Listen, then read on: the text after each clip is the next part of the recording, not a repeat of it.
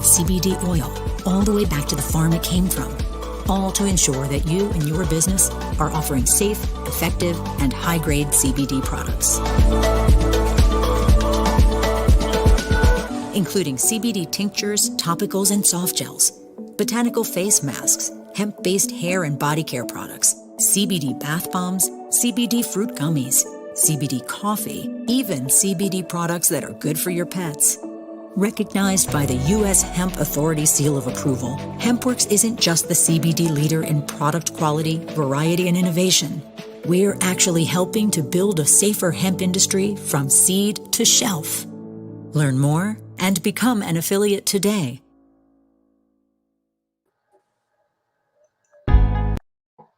Oh, well, we're not going to do the countdown. We're just going to go ahead and go right into the show because the commercial ran just a little bit longer than I thought. Welcome, everybody. This is Terry Narins, and the show is called That's No Bull. What we do is talk about truth here, and we try to give you as much valid information as we have to offer. Our guest today is Dr. Vern Kilbourn.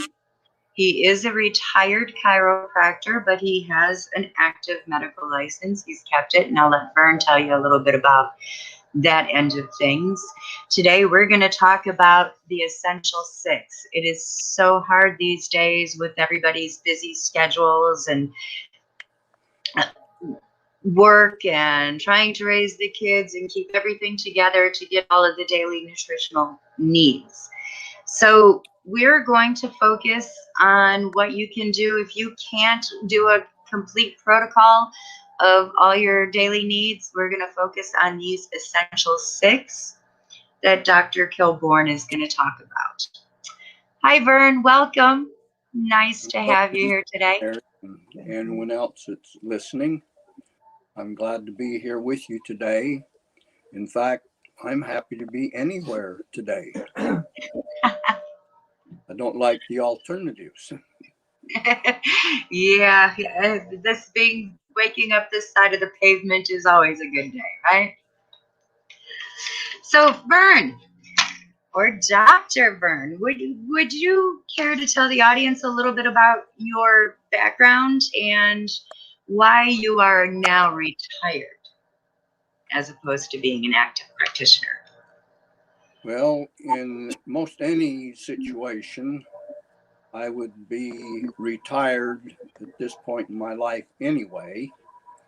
But at age 87 next month, I try to stay active, but I had to leave my chiropractic practice early because many years ago, I had to crash in a hang glider, fractured two cervical vertebrae, and became a quadriplegic. So after that time, I was not able to practice anymore, but over the years, I've gradually come back from being a quadriplegic, and now the recovery line and old age are crossing. Some of the things I recovered from being a quadriplegic are now plaguing me because of age-related situations. But even though I haven't practiced actively for 40 years, I have still kept my license active. I continued with my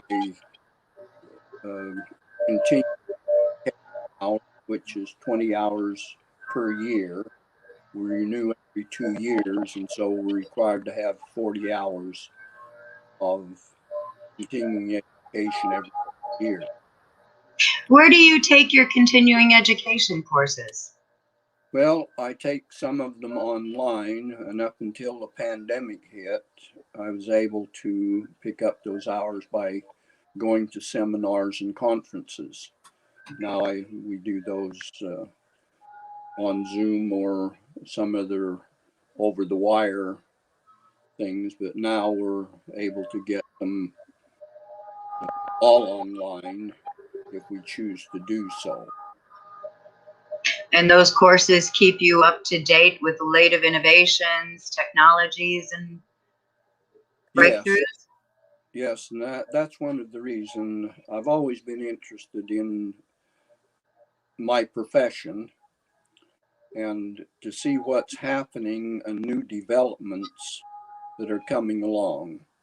See, for so many years, we as a chiropractic profession knew that something was happening when we worked with the spine, but we weren't sure why.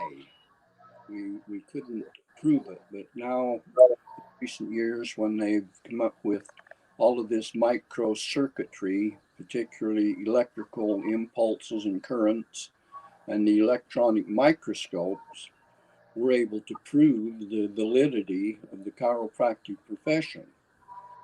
And so I want to keep up abreast of what is happening within the profession and particularly with healthcare in general, because our healthcare is dropping through the cracks here. Well, they seem to be pushing an awful lot of medicines on the television lately. I mean, when I was a kid, I would never see commercials that you could actually request a specific medication from your doctor because you know more about it than the doctor probably does at this point. There's so many commercials. I feel the medical profession's almost trying to create customers rather than cures. Well, I think that's the pharmaceutical companies, and I really uh, feel sorry for the medical doctors because they don't have control of their own profession anymore. Maybe I'll offend some people by saying that, but they really don't. They're established. They have to be within an established protocol, and if they don't meet that protocol, then they're not very welcomed. Well, and those protocols lately are set by insurance companies, people who aren't even medical professionals. Oh yes, that when I was dealing with um, insurance companies when I was in practice, they were the ones that were calling the shots without qualification, while they were saying what people could do and what they couldn't do. So that That's disturbs me somewhat. I'm sure. So let's get into recommendations. It is so hard nowadays. A lot of our food is processed and doesn't contain the nutrients that we really expect it to. So, what is our best course of action? We need those nutrients to survive, but if we can't get them, what do we do? Well, the only avenue that's open to you without getting them through your food source, and in some instances, it's impossible to get all of your bodily needs through your diet. That's a big fallacy because our level of nutrients and particularly vitamins and minerals in our soil is depleted. It, we've we've over grazed our range grounds. We've over plowed and dug up our farmland and taken so much out without replacing it. And what we've replaced it with are these commercial fertilizers that are not easily assimilated into this human body. We're a walking chemical laboratory, whether we know it or not. And in some areas, the soil has been depleted of certain critical elements to start with. One of them, particularly in this Intermountain area and the state of Utah, particularly because of the ice age millions of years ago and the glaciers moving down across this country, it leached out the iodine properties in the soil. And so Utah, for many years, had the highest rate of goiter of any place in the nation, and maybe even in the world. And the reason is the soil is lacking in iodine. And so what happens? They put iodine in our salt, iodized salt. That's the reason it's there. But in their great infinite wisdom, when they added the iodine, they put only enough iodine in there to reduce the incidence of goiter. But they did not put enough in there to compensate for the loss of function with the thyroid. The thyroid is dependent on iodine to function properly. And so, how many people do you know around you right at this minute as I'm talking that have thyroid problems? I just lost my cat to thyroid and goiter. She was old. She was 17, but that's what took her was the goiter and the thyroid issues. And that would be the equivalent of 60 to 70-year-old for a human. But these things are critical, and they say, well, really, what's the problem? We can give people thyroxine, we can give all these other thyroid enhancing drugs, but it isn't enough in most instances. The damage has already occurred. But one of the things that has been greatly overlooked is the fact that if a mother's thyroid is not working properly, and she gets pregnant, the baby is dependent on the mother's thyroid function for its brain development in the first 2 months of being a fetus. And so if the mother is deficient in thyroid, that baby can be born with a brain deficiency because it hasn't functioned properly. And this is not discussed. Well, I haven't heard anyone. The research is there, but nobody pays any attention to it, and it's disturbing. It is. It's very disturbing. So let's get down to the 6 essentials.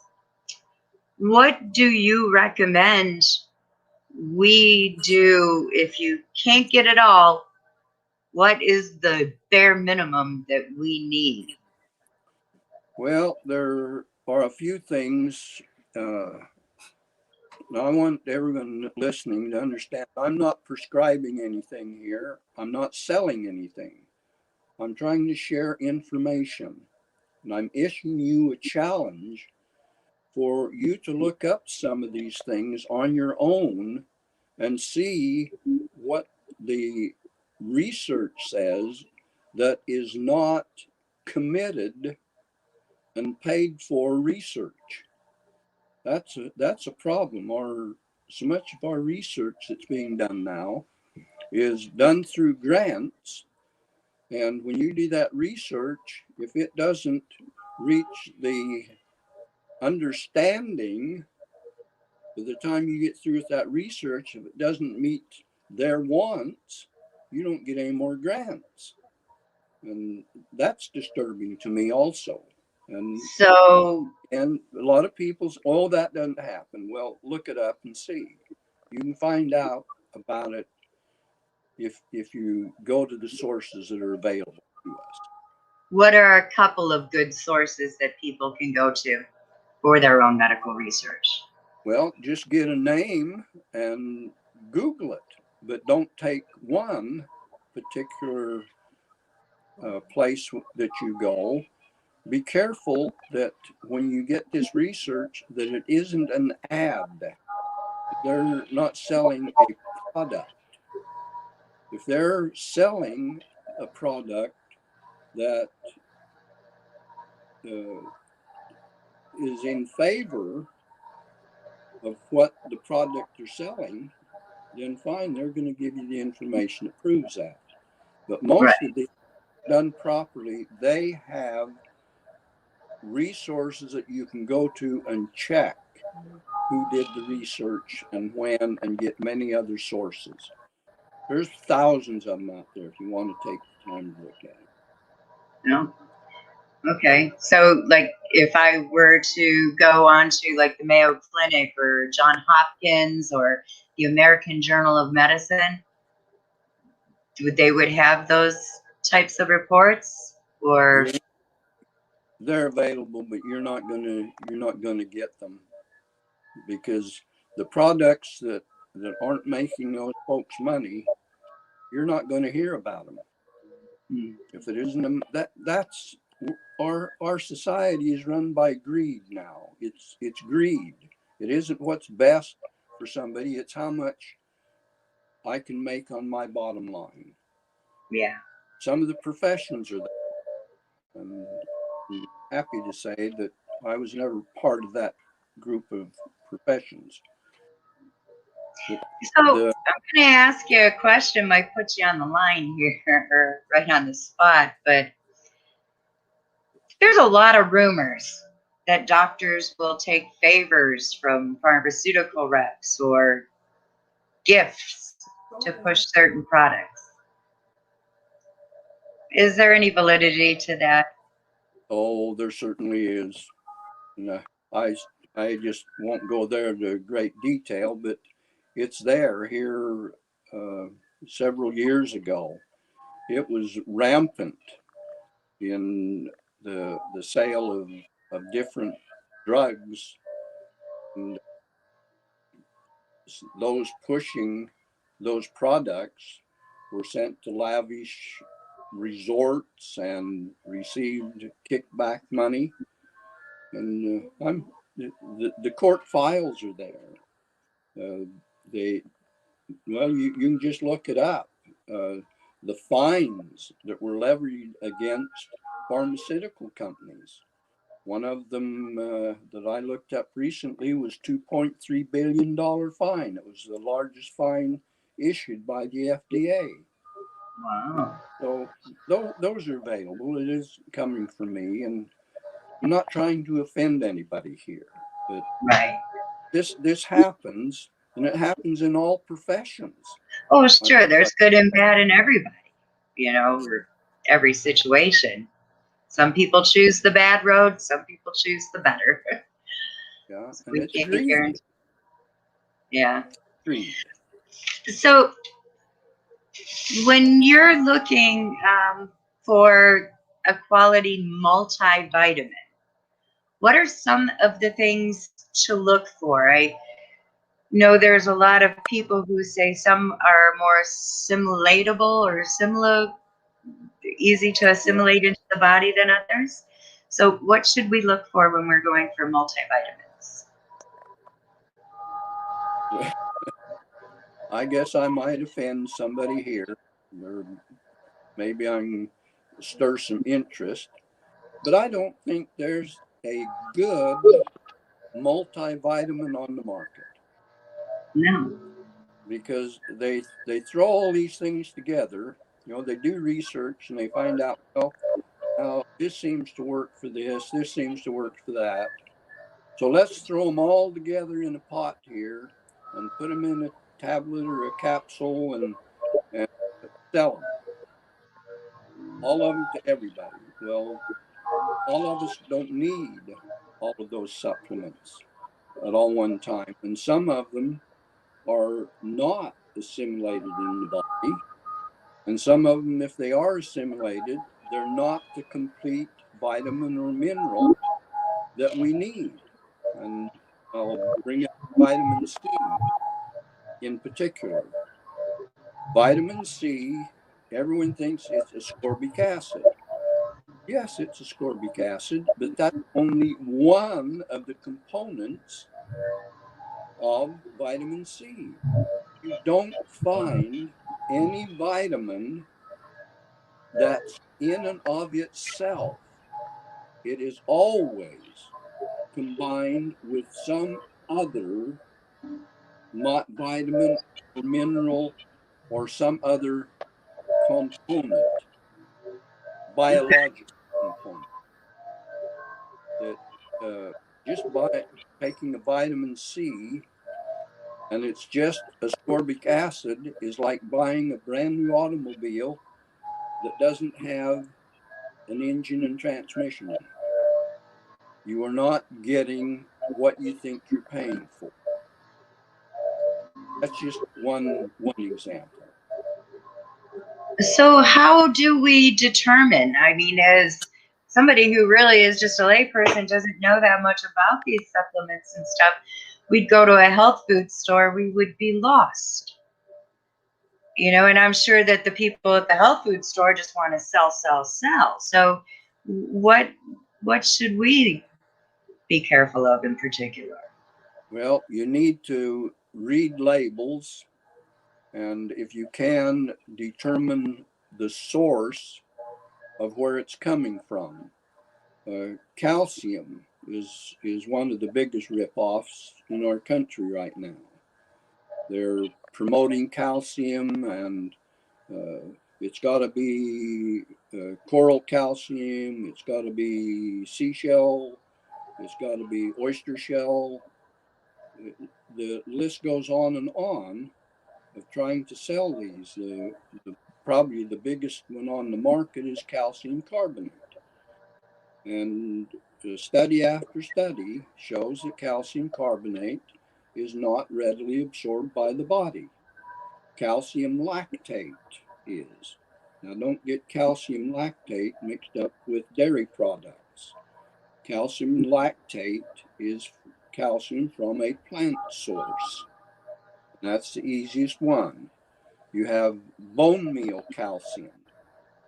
But you need to be careful about bone meal calcium, because most of the bone meal calcium has come from cattle that have been fed the growth hormones. So you need to try and find out if that calcium comes from range cattle that have not been fed all of the growth building hormones and fattening diets to get them on the market sooner at a heavier weight. It's hard to find those. So can I just interject a question here? The growth hormones you mentioned, there was a rise from probably the time I was in my early 20s up until the present time of young women, young girls developing at a far younger age than I remember them developing when I was a child. Could that be due to those growth hormones? Well, I'm convinced it is. I may be wrong, because I've never been accused of being a scientist, and I don't claim to be, but I certainly can follow resource or research that has been done. I think I mentioned in one of our other shows, I've never been to the North Pole, but I believe there is a North Pole because there's enough people that's been there, and they know it's there. Even though with the new GPS, it isn't where it's supposed to be, but it's still there. So that's what I feel like with the research. I do enough from different resources and try to verify and then come to a conclusion. And that's what I'm asking anyone else to do. Get your own conclusion. Don't rely on someone that has not been trained in nutrition to tell you what to do. And I don't want to offend anybody here, but medical doctors are not trained in nutrition. In the 4, 5, or 6 years that they go through their medical school, they're given less than 10 hours. Most of them, it's 4 or 5 hours in nutrition. Now, you can make that up yourself if you want to. Don't take my word for it. But even when you take those nutrition courses, you had mentioned that our food chart, the one that we've always been taught in health classes and science classes, is upside down. Yes. How many times were you told to stay away from fatty foods? Oh, don't eat butter. All the time. Don't eat margarine. You can't eat avocados. Why? Oh, they're fattening. They'll kill you. They give you cholesterol. Well, that's garbage. Now they're finding that you need more fats in your diet, but it has to be the right kind of fats. So find out which are the good kinds of fats and which aren't. And I'll start you out on your program a little bit in mentioning some of those. Corn oil, particularly. That's a vegetable oil that is a bad fat. The first thing they do with these vegetable oils is to uh, put them in the, oh, I've lost the word.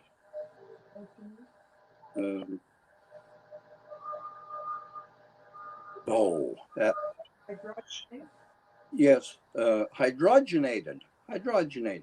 Okay. Anything that is hydrogenated, you want to stay away from it like it's a plague. Why? Because it has upset when they hydrogenate it, they add extra hydrogen molecules to that substance, and it makes it hard. That margarine and these other things are liquid, and they make a solid out of them.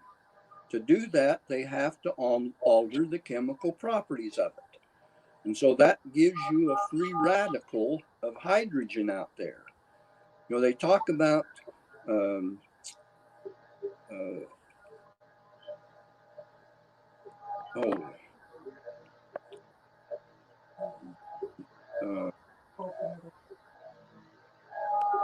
dehydrated foods leave, antioxidants.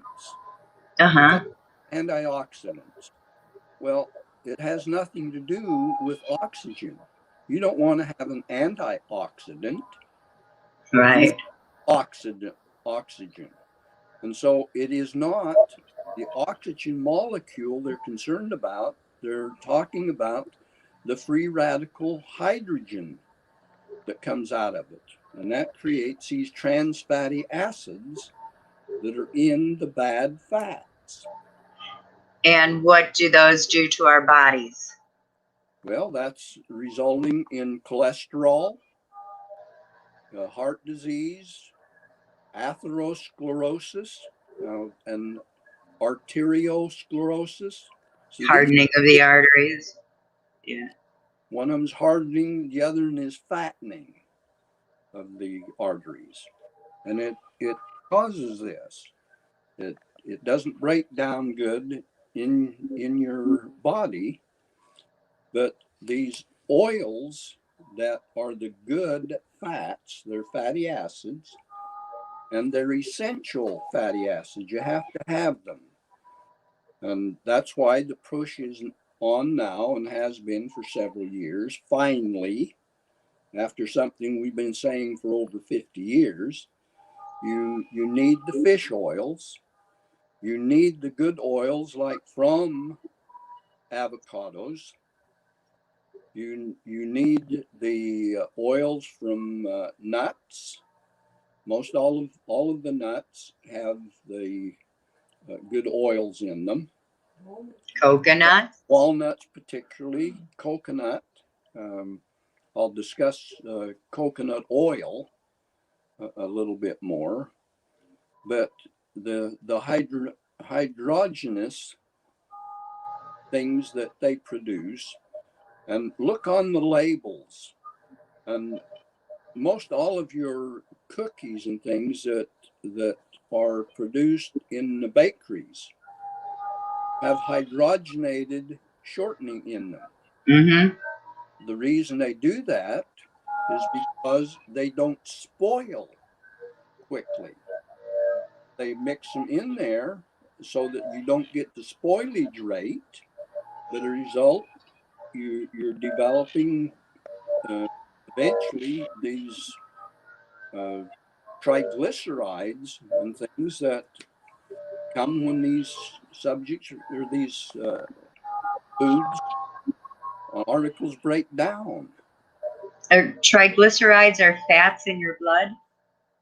Yes, that's been the problem with the cholesterol thing.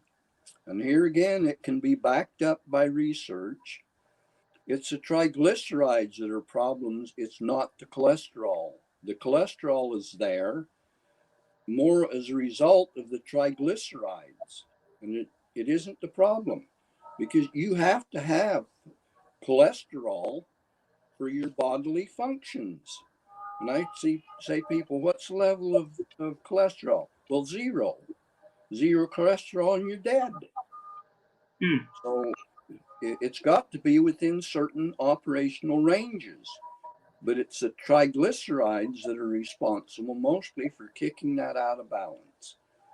And then we get back to this thing about the omega-3 fatty acids, omega-6 fatty acids. There's a difference between the two. One's good, one's bad, correct? Absolutely. The omega-3s are the ones that are the healthy ones.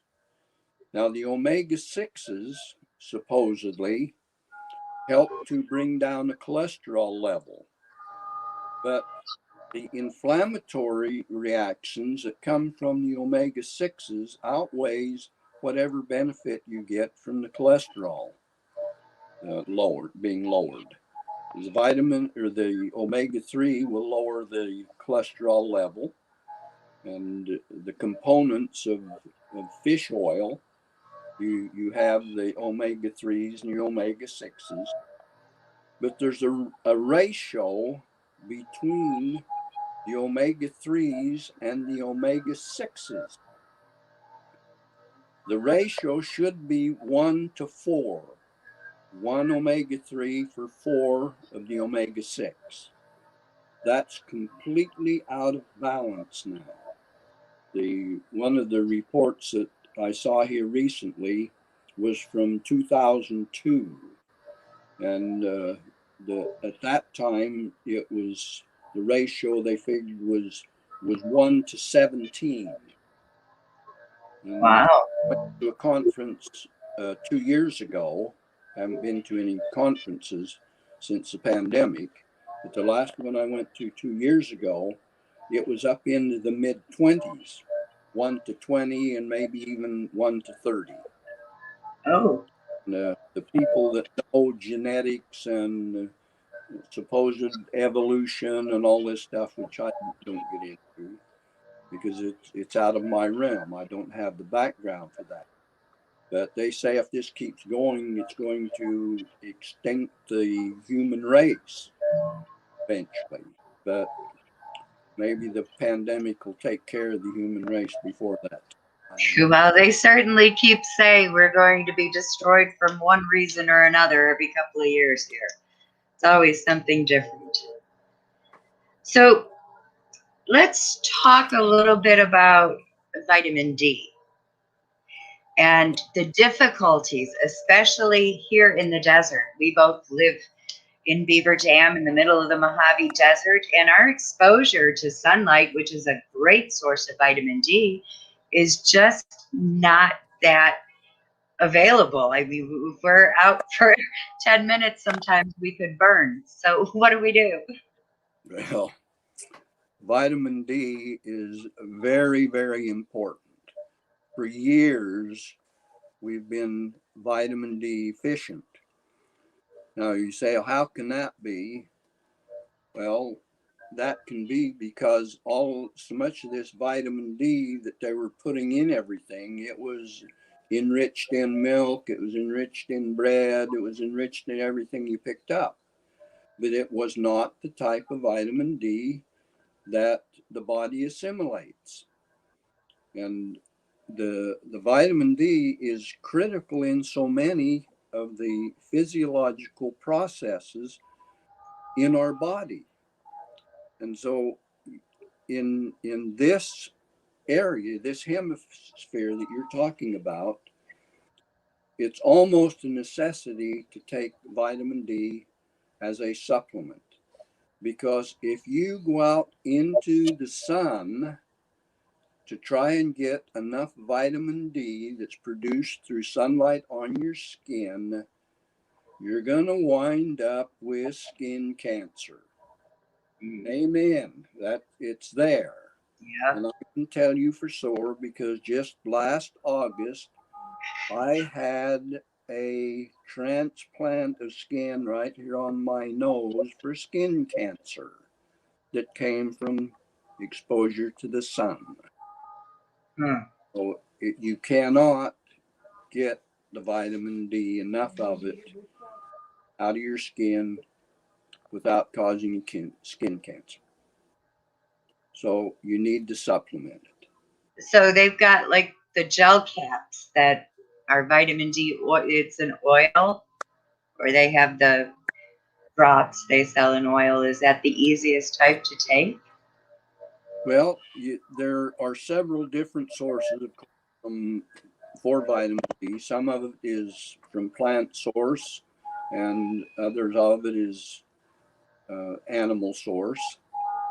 But there's a trend now to maybe start going to, rather than tablets, to get to the liquid things. I've just started doing some of those things the past few years to, I think, better assimilate the vitamins and minerals through a liquid state rather than tablets. And my preference has always been capsules or a powder rather than a tablet. I personally don't like to take a tablet and have it sit in my stomach right against my stomach lining, which is very, very delicate. Your stomach lining is tissue thin. The only thing that protects it is the mucus that's produced from the cells out of your stomach lining that protects you. So I'm going to interject something. You mentioned something the other day about every time we take one aspirin, what happens? Well, and here again, this is not me speaking. It's come from the research. But the claim is that, and they just say for every aspirin tablet is a teaspoonful of blood. It makes the stomach lining bleed.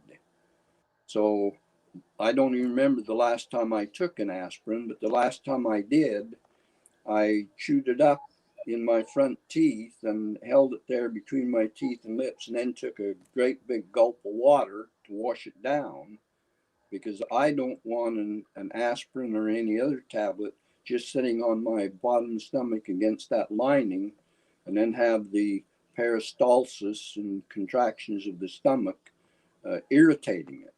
I think that's where a lot of stomach problems come from. Well, and aspirin is a blood thinner, and I know that they put a lot of people on a regimen of taking an aspirin a day if they've got slight heart issues. Yes, and these things are necessary. I'm not saying that medicine's bad. We the only problem is that we're trying to cure things all the time when we should be concentrating on the prevention.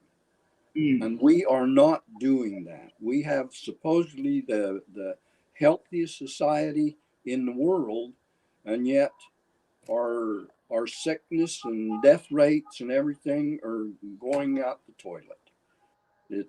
We're just not keeping up. We're becoming a sick nation. We're not becoming a healthy nation. We've got to do something to change it, because the status quo is not working. So there was a mention here on we're going back to the multivitamins. There was a mention about making sure that when you do take supplements, you get a good quality supplement that is copper free. Why? Why is that important? Well, I've heard this comment, and copper is one of the things that's necessary in bodily function. Now, if there's a deficiency of copper, then it can cause some circulatory problems, but too much of it can cause some circulatory problems. But as a general rule, copper does not need to be supplemented. There's enough copper in most of the foods that we eat that if we're eating a fairly normal diet, we should be getting enough copper. But in the event that we might be getting too much of it, then we should maybe back off of that unless we determine that we are deficient in the copper, because some of these things can have some unsatisfactory results. And the reason I'm saying that I would go along with not taking the copper is because this statement was made when I heard about it from Dr. Dan Murphy.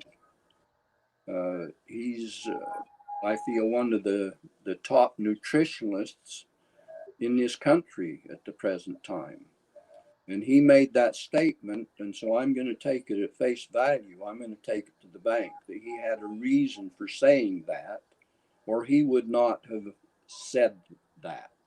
I've been to many of his seminars, and he's a recognized authority on nutrition. If I really need answers to something, I will research Dr. Dan Murphy. Good to know, and good for everybody else to keep in mind as well. So now the number 4, it's magnesium, and our essential 6 is magnesium.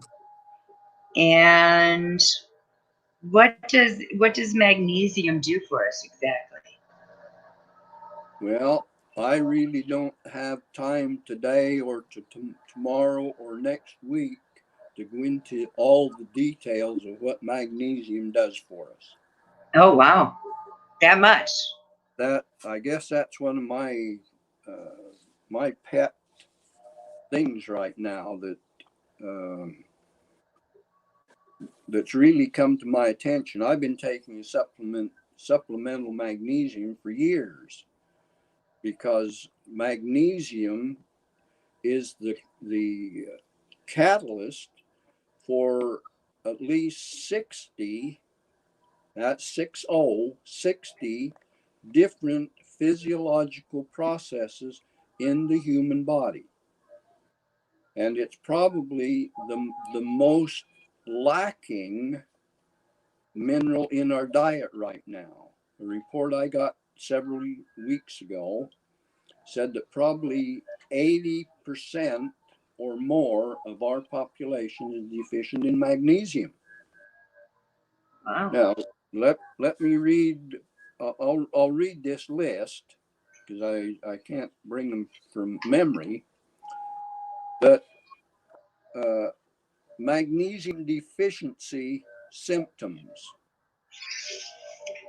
Okay, loss of appetite, nausea, vomiting, fatigue, weakness, numbness, tingling, muscle contraction, and muscle cramps is one of the primary ones, seizures, and abnormal heart rhythms.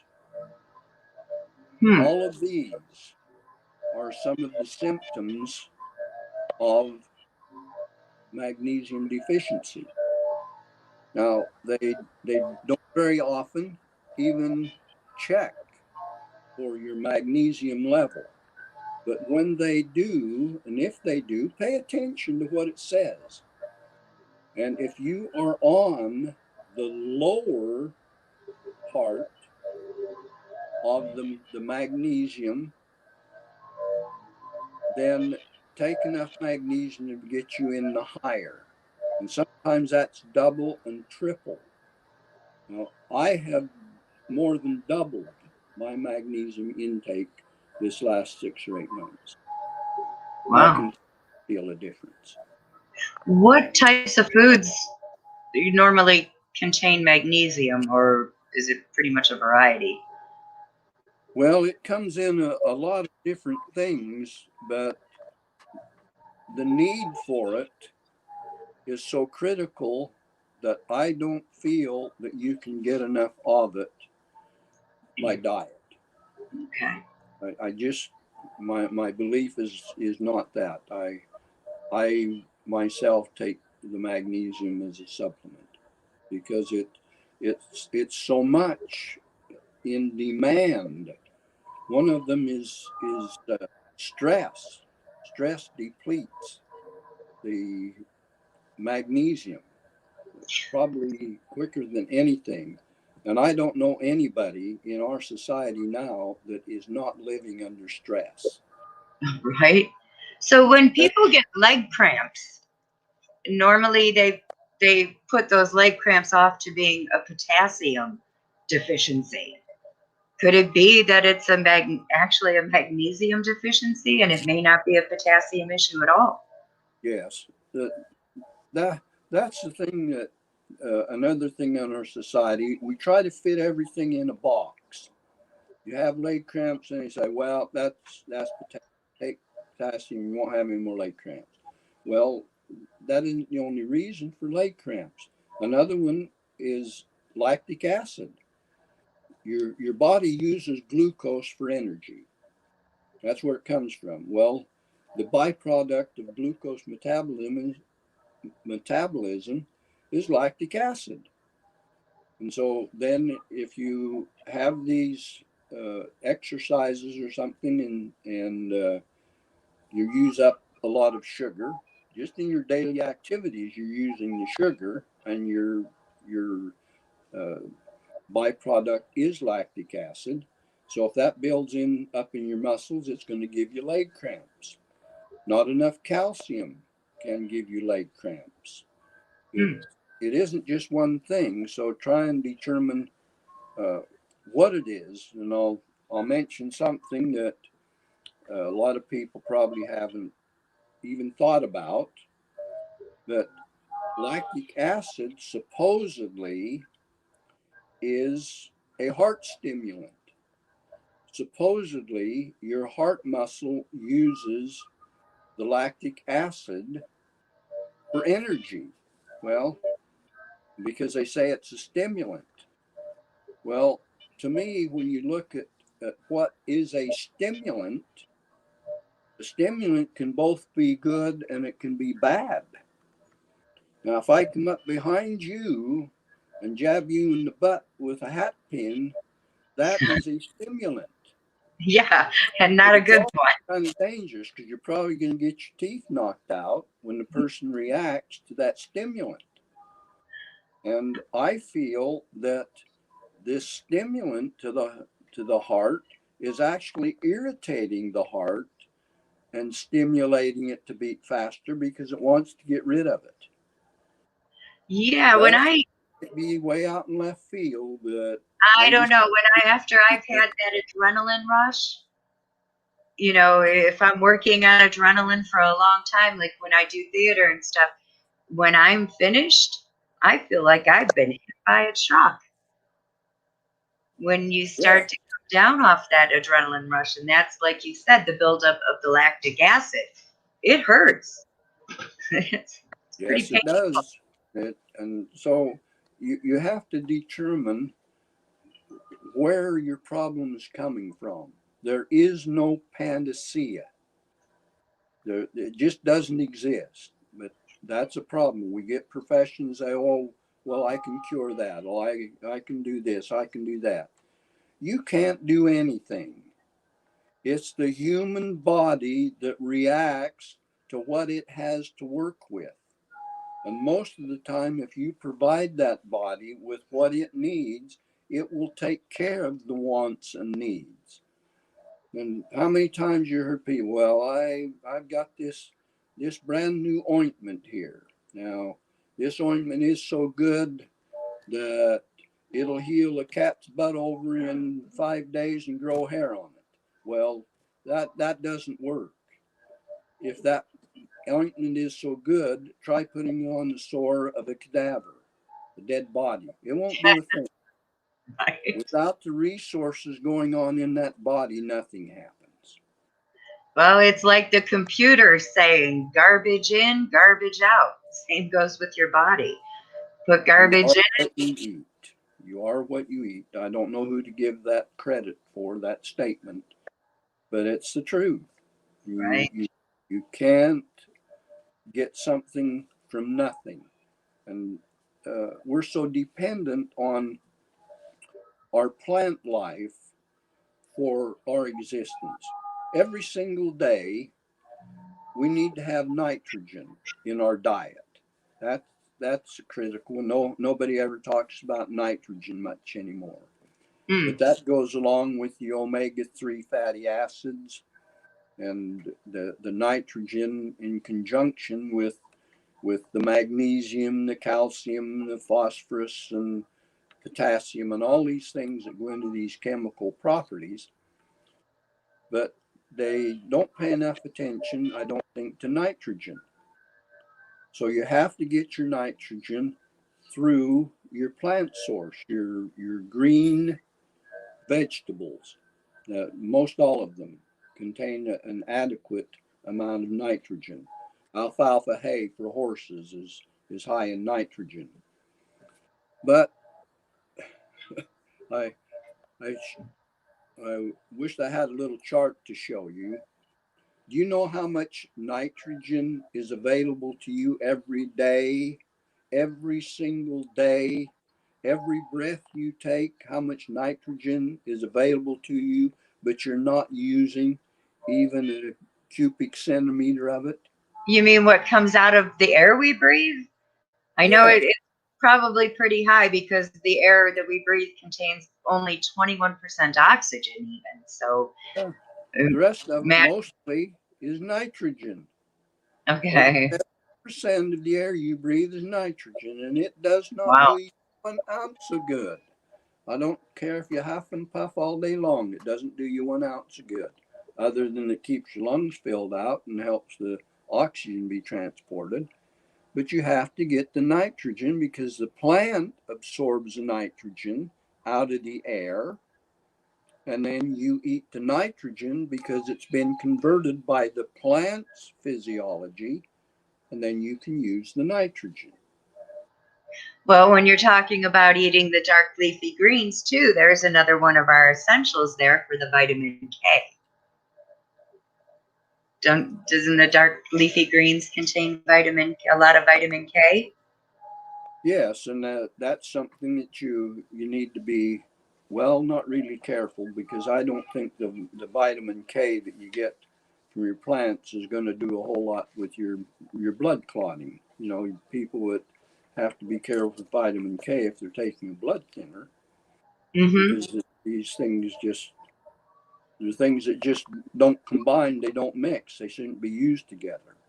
But so if you're doing anything like that and there's any question, make sure you check with your health care provider and see what's happening. Now, I know you mentioned that some people, can't eat the green leafy vegetables and can't maybe get vitamin K.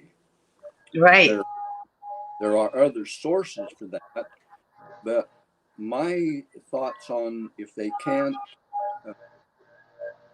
assimilate the vitamin in the food, that maybe they need help with some digestive enzymes Okay. to get into there so that they're getting their good digestion.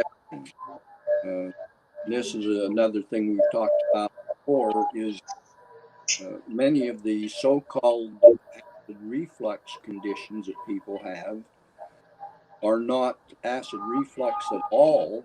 It's a reaction to putrefied food. If your food is not properly digested in your stomach and gets out of your stomach within 2 to 3 hours, it putrefies. And when that happens, it becomes toxic to you.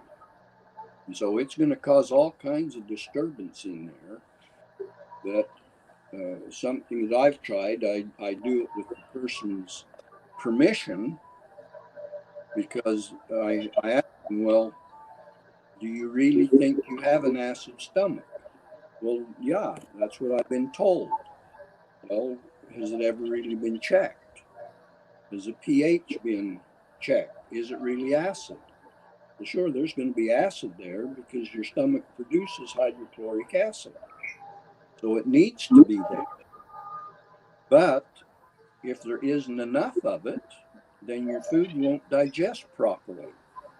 And so, with, like I say, with their permission, I say, well, take one of these hydrochloric acid tablets and see what it does. Well, common sense will tell you if they have an acid stomach and you give them more acid, it's going to exacerbate the symptom. Very few times when I've ever done that has the person ever said that it caused them any problems. It relieved the condition almost immediately, within 10 or 15 minutes.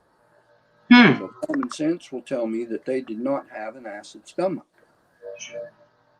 Here again, research will show you. If you do the research, it'll tell you that the older a person gets, the less stomach acid they produce. They're deficient in stomach acid. So, and I can agree. I can see that.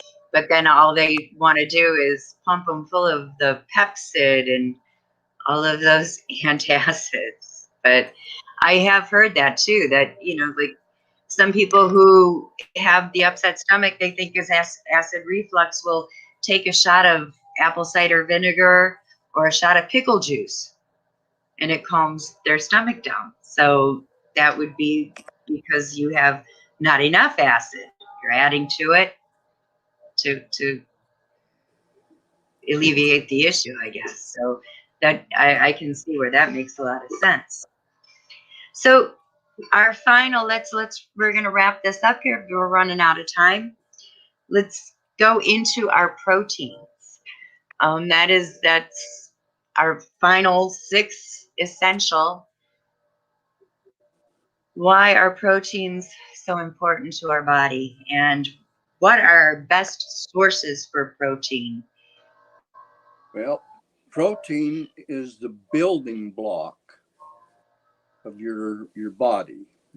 It's the basis for your muscles and bone. All of these things go together, but protein is your building block as well as the energy source that you need. And I think we've gone maybe a little bit overboard on some of our protein and carbohydrate diets. We're So, stressing protein and too much, and it's like giving a horse too much alfalfa hay.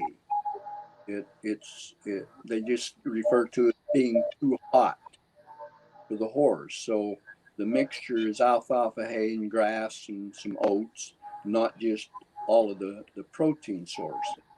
So you can get really too much protein if you concentrate on the diet. If it's done properly, you should have about 30% of your daily calories in fat.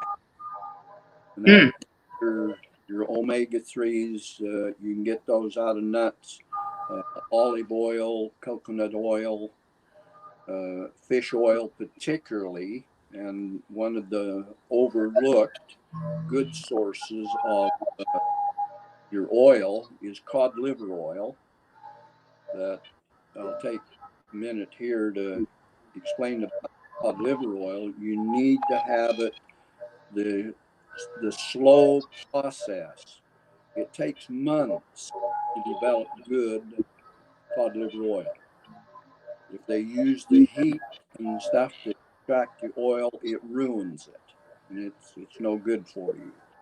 And real cod liver oil good cod liver oil contains all of the vitamin D that you need on a daily basis also. I'll just kick that in. But you need to then have your breakdown of carbohydrates, the protein, the fat, and the carbohydrate. The carbohydrates need to be kept to a minimum, but you still need some of the carbohydrates. Well, those are energies too, aren't they? Yes, absolutely. All of these things have to be converted to glucose for your body to use it as energy. And we won't even attempt to get into the breakdown at the cellular level. When it gets down to the cellular level of converting the chemicals to energy, that's when you get into what's called the ATP cycle. Well, magnesium is very critical in that particular cycle to create the energy at the cellular level so you can use it. And that's why I've kind of changed my emphasis on minerals and things here recently, is more concentration on the magnesium. But you need to have a balance, and it's not necessarily the Mediterranean diet, but it's very similar to it. That you concentrate your effort on proteins that are the natural proteins. And that doesn't mean that get rid of all of the red meats and things. And they said before, well, eat more chicken. Well, that isn't all that necessary either. You can get protein from plant sources. I had a note here that I was going to tell about some of the protein sources. But I know peas are a good protein source. yes, most all of your vegetables. There's flaxseed, which is a good source of protein. Can't think of the one. Yeah, you get some protein out of your dairy products, but those should be kind of kept to a minimum too, because we just need a balance in our diets. We can't just pick out one particular thing. If you use too much protein, then you're going to get this reaction that you're not having a balance in your body chemistry. Your vitamins and minerals are what create that balance, so that it keeps going. But you need to have the ingredients there for the body to use. And most of them, if you have an excess of them, the body will just dispose of them through the urine or the feces or through your skin and get rid of them. There was a caution about the overuse of magnesium. Well, about the only thing that magnesium will cause, from the research I've found, is that about the worst thing it could do is maybe give you a little bit of diarrhea. And that's something I mentioned the other day too. Some of us at our age might be able to use a little bit of excess, especially if you're on a trip traveling somewhere. There you go. Yeah. If you're going to use it, make sure you're close to home. Make sure you get enough water in your diet. That's one of the biggest things. I'll closing remark on that.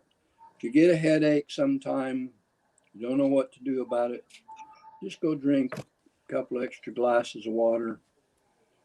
Most of the time, 15 or 20 minutes, it's gone. It's you're suffering from dehydration and you don't even realize it.